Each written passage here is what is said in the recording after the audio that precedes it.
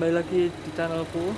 Jadi udah lama nggak ngevlog sama Odyssey ya, karena ada beberapa hal.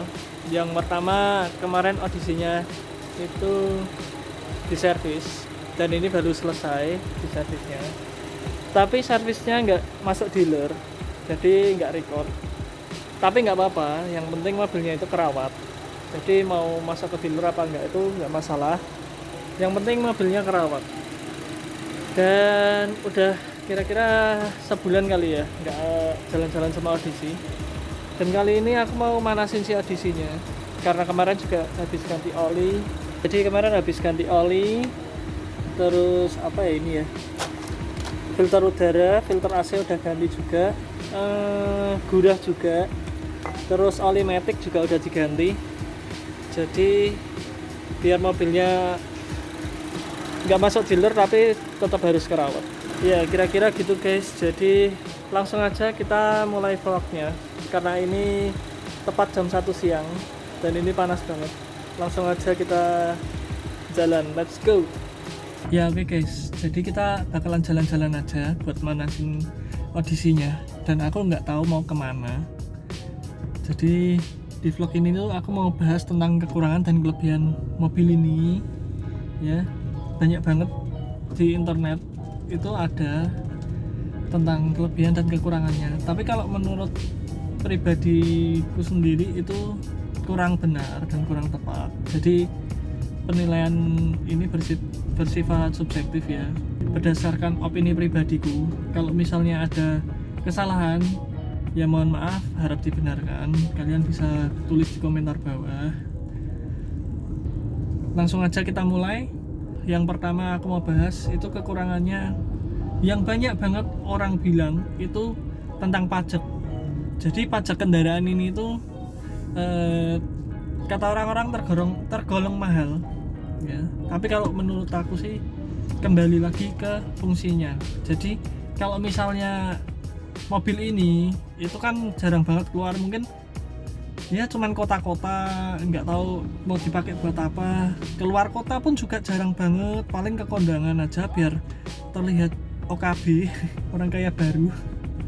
Tapi sepertinya tidak orang kaya baru ya, tergantung fungsinya lah. Kalau kalian cuman buat simpenan gitu ya, tergolongnya pasti bakalan jatuhnya kerasa mahal karena kalian nggak pernah pakai gitu kan.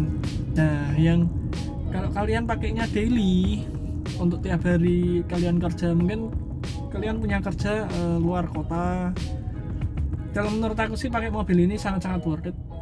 Mobil ini tuh pajaknya adalah 6,7 juta. Jadi kalian kalau yang penasaran mobil kayak gini tuh pajaknya berapa, itu berkisar setauku ya, kalau 2010 itu mulai 6 ya kalau nggak salah, terus naiknya tuh dikit gitu.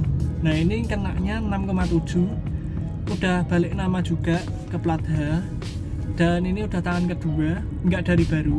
Jadi harus dibalik nama dari plat B. B nya itu B Bekasi ya. Aku rasa kalian nggak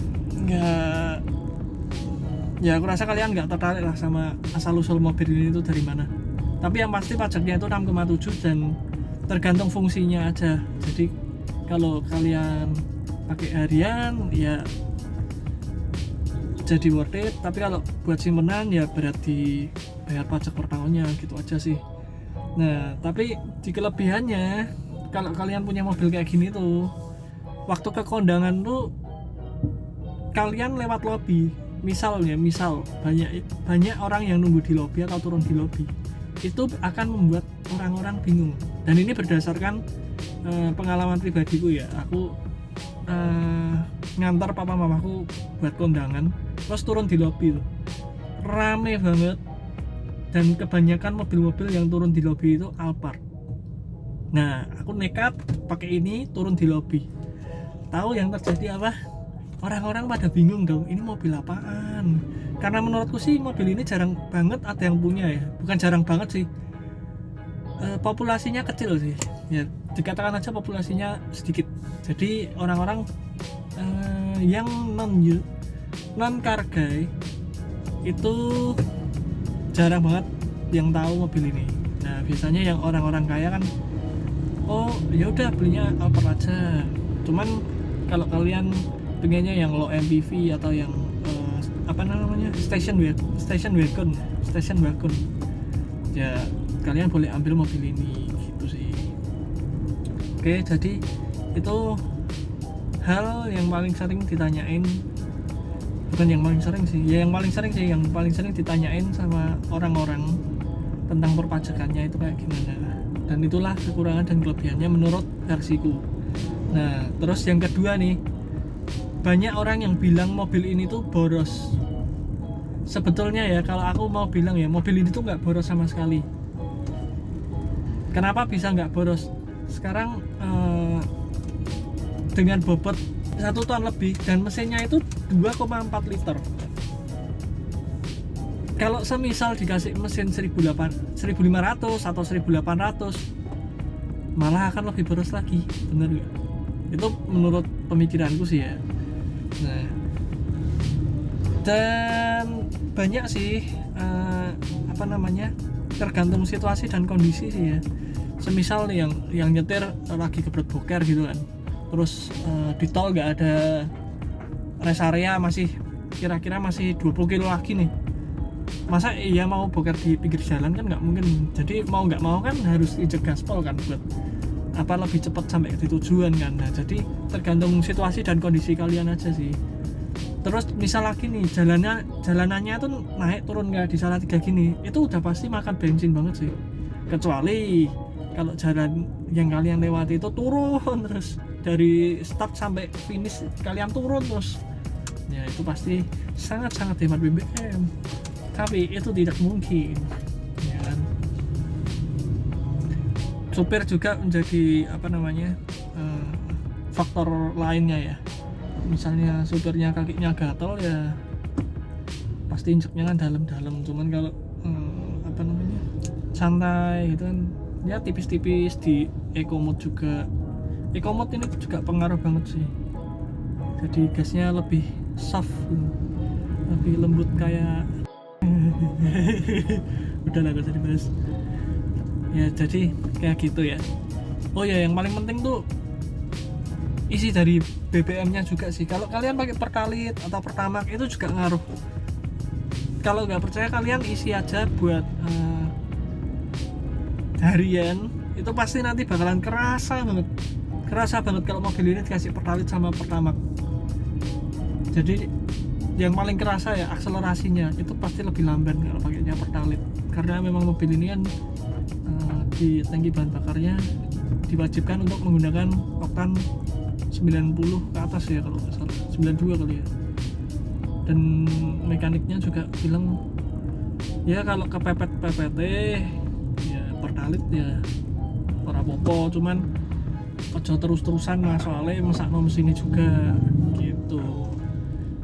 Nah jadi ya banyak faktor lah, tapi kelebihannya ya dari boros itu ya, kelebihannya ya itu sih tenaganya nggak begitu lemot, diajak lari 200 juga masih mau ya kan. Nah sebetulnya tuh ada cara buat nyetir lebih bertenaga lagi mobil ini, cuman nggak banyak orang yang tahu. Jadi kalau misalnya transmisinya, aduh ini di kamera nggak kelihatan ya, jadi di sini transmisinya itu 1-2D. Nah sebetulnya itu ada rahasianya, gimana caranya biar mobil kalian itu larinya tuh rata terus gitu. Jadi gigi 1 tenaga ngisi, gigi 2 tenaga ngisi. Nah di D ini juga ngisi lah. Biasanya kalau kalian 1-2 ngisi terus dimasukin ke D, itu bakalan langsung RPM-nya tuh kayak lemot gitu, kayak nah itulah permasalahan yang sebetulnya kebanyakan mobil matic. Di kebanyakan mobil matic kayak gitu sih. Jadi kayak tiba-tiba tenaganya langsung ngedrop. Nah sebetulnya itu kan kalau ini kan 5 speed CVT, jadi kan masih konvensional. Nah itu ada cara khususnya, jadi ada triknya gimana caranya biar tenaganya ngisi terus ya. Jadi nanti bakal aku bahas di vlog berikutnya ya. Yang ketiga itu adalah perawatannya coy. Nah sebetulnya sih kalau menurut aku semua mobil perawatan buat servis itu pasti nggak ada yang murah sih ya. Orang cuman ganti oli aja udah berapa liter sendiri ya kan. Jadi ya wajar-wajar aja sih kalau dengan biaya yang segitu, apalagi kalau mobil kalian itu lebih apa ya, lebih, kalau persepsiku lebih mahal, pasti perawatannya akan lebih bengkak juga gitu.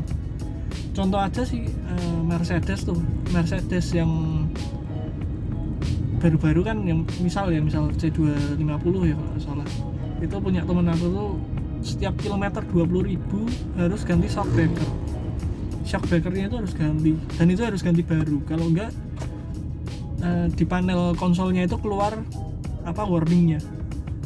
Nah kayak gitu, itu kan lebih memakan biaya yang mahal lagi gitu ya, karena memang mobil-mobil mewah tuh identik dengan biaya perawatan yang selangit sih, itu menurutku ya. Jadi kalau ada salah ya mohon untuk dibenarkan gitu ya. Kelebihannya kalau kalian mobil-mobil mewah gini, terutama yang Honda, itu spare partnya banyak cuy, jadi kalian nggak perlu inden lama-lama. Ya mungkin ada beberapa part item yang kalian harus inden gitu sih, cuman tuh nggak semua, mungkin cuman ya 1-2% apalah.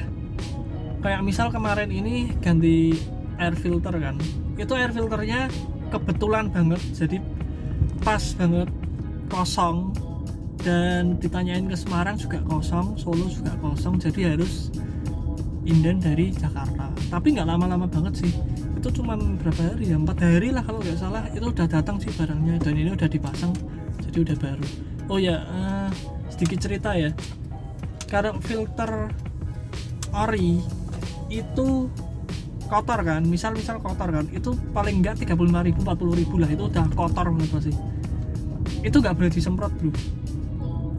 Kenapa nggak boleh disemprot? Jadi kalau mekanik bilang itu di filternya itu ada olinya, jadi biar si debu ini nggak apa namanya, anjir, jadi nggak fokus tuh. Jadi si debu ini nggak tembus lewat ke mesin gitu aja sih, nggak masuk ke bagian mesinnya, jadi nggak mengeruhkan si oli lebih cepat gitu. Tapi nggak tahu ya bener apa enggak, cuman ini yang bicara itu mekanik yang nangani mobilku ini gitu.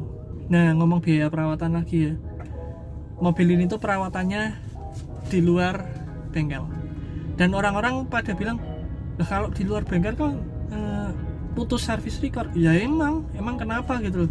Sekarang gini aja deh, orang kalau mau beli mobil pasti yang dilihat apanya dulu? Bodinya ya kan. Walaupun 100% mesinmu ini perfect condition, misal kalau aku pribadi, aku bakalan lihat bodinya dulu. Misal aku mau beli Estilo nih, jebret, oh masih ori, bodinya ori, cuman mesinnya kurang sehat, misal ya harus ada berbenah sedikit lah, mungkin ganti apa servis, ya itu it's okay sih, karena yang dicari adalah bodinya dulu gitu kan. Cuman kan ya ada orang yang cari juga mesin harus oke, body oke, interior oke. Nah itu mending kalian ke dealer aja langsung ambil baru. Terus nih kalau menurut aku nih, ini adalah kekurangan yang keempat. Kekurangan keempat itu adalah harga secondnya jatuh. Aduh, tobat deh. Kalau kalian mau beli mobil ya, kalian harus cek juga buat harga secondnya. Kalau misal kalian yang orangnya kayak, wah aku bosanan nih sama mobil ini, jadi aku gitu nanti lihat mobil yang lain lagi aku jadi kepingin gitu kan. Nah kalian juga harus mikirin harga jualnya lagi nanti. Yang pertama itu, kalau kalian misal mau beli mobil kayak untuk kuliah ya kan, ya kalian jangan ngambil mobil ini gitu loh, karena kalian kan kuliah paling diperluin tuh apa gitu loh, cuman biar gak kehujanan ya kan, gak kepanasan ya kan.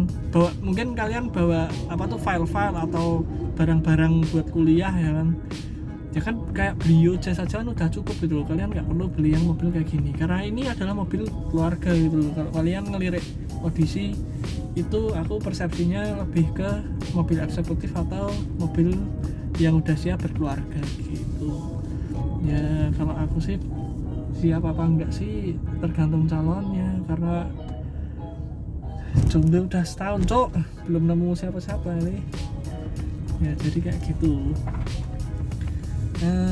Apa ya kelebihannya ya?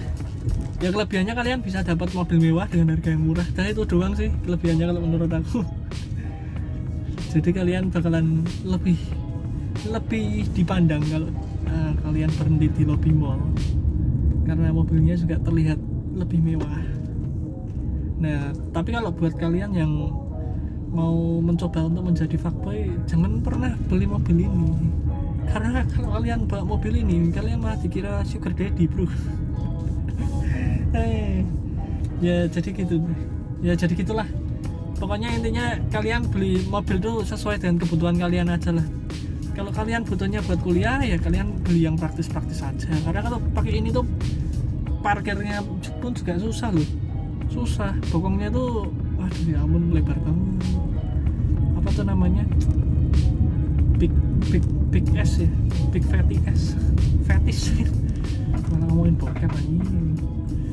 Ya pokoknya kayak gitulah ya kalau mobil second itu ya. Kalian cari yang sesuai dengan kalian perlukan.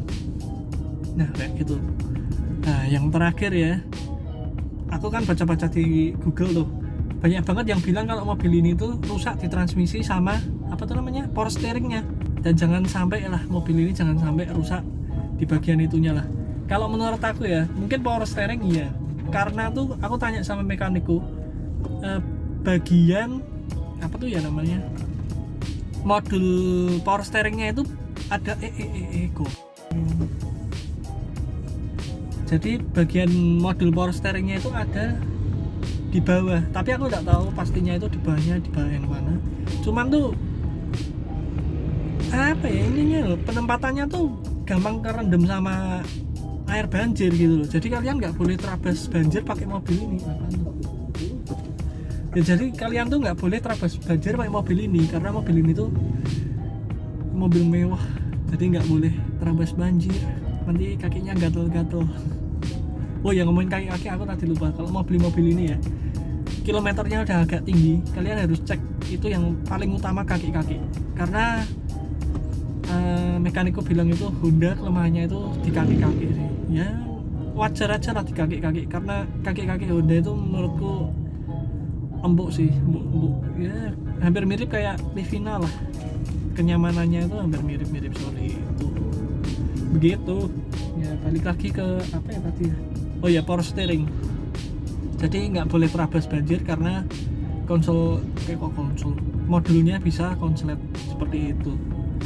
Begitu cuy. Oh ya, dan yang bagian terakhir ya, buat info aja nih, mobil ini tuh masih dijual, dan dulu pernah sempat aku jual juga, dan masih di harga yang sama, 300 pas. Ya mungkin nego-nego sedikit lah, tapi kalau kalian mau nego, tolong banget datang dulu ke tempat mobilnya berada, lihat dulu kondisinya kayak gimana. Kalau masalah mesin, berani jaminan mesin ini sangat rawat, karena yang rawat itu temanku sendiri, dia mekanik dari Honda. Aku nggak mau sebutin Honda mana, tapi yang pasti dia masih kerja di Honda, gitu aja. Oke, jadi yang mau bertanya-tanya tentang mobil ini, atau kalian yang minta harga Corona, mohon maaf nih yang harga Corona nih, kalau duitnya masih kurang, mohon maaf nih, saya belum boleh, karena ya ayah saya belum merelakan kalau harganya di bawah 300. Ya kira-kira seperti itu ya. Kalau yang butuh info lebih lanjut bisa komentar di bawah, nanti aku tinggalin nomor WhatsApp, atau kalian bisa DM di Instagramku.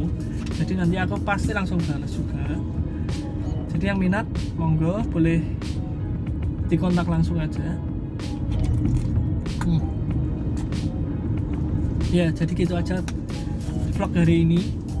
Terima kasih buat kalian udah nonton sampai akhir vlog ini, dan semoga opiniku pribadi ini menjadi pertimbangan kalian buat memandang mobil ini seperti gimana. Jadi kalian mengerti lebih dalam. Kalau masalah berkendara dan lain-lain itu lebih ke pribadi masing-masing aja ya, karena setiap orang itu berkendaranya berbeda, jadi nyetirnya itu berbeda. Kalau aku nganggep mobil ini tuh ya kayak mobil om-om ya jadi terkesannya kurang sporty buat aku, karena aku pengennya sih mobil estilo.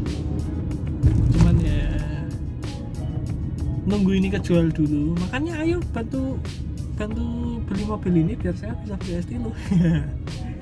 Oke guys, jadi seperti itu ya. Thank you for watching. Jangan lupa buat like dan subscribe, dan juga jangan lupa buat share ke teman-teman kalian yang pengen beli audisi atau yang mau tahu tentang audisi. Semoga vlognya bermanfaat. Jadi see you in the next vlog, bye. Ya oke guys, jadi aku tadi lupa mau bilang tentang apa tuh namanya BBM di dalam kota sama luar kotanya, konsumsinya itu kayak gimana. Jadi di dalam kota itu mobil ini 5-7 km, dan itu sudah wajar sekali. Jadi 7 itu 7,9 km per liter, itu sudah paling mentok. Belum pernah ada yang sampai di 8. Mungkin kalau ada yang pernah, bisa kalian komentar di bawah yang lebih hemat daripada ini, karena aku juga belum pernah sampai nyentuh di 8,0 per liter, itu belum pernah nyentuh. Dan buat di luar kotanya itu antara 9 sampai 11 km per liter.